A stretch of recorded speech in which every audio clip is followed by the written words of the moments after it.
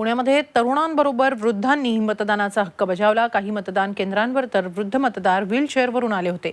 इतरांपुढे आदर्श ठेवणारं असंच हे चित्र होतं। त्यांच्याशी संवाद साधला आमच्या प्रतिनिधी अश्विनी पवार यांनी।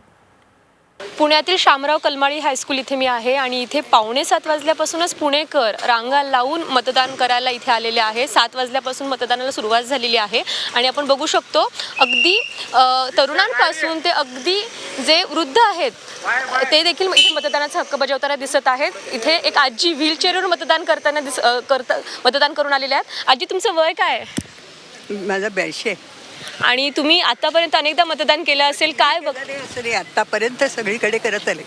नक्कीच तुमचं सगळ्यांसाठी प्रेरणादायी असं म्हणता येईल। तुम्ही काय सांगाल आजच्या तरुण पिढीला, काय सांगाल? केलं पाहिजे, बस मतदान हे आपली पहिली कर्तव्य आहे, सगळ्यांनी केलं पाहिजे।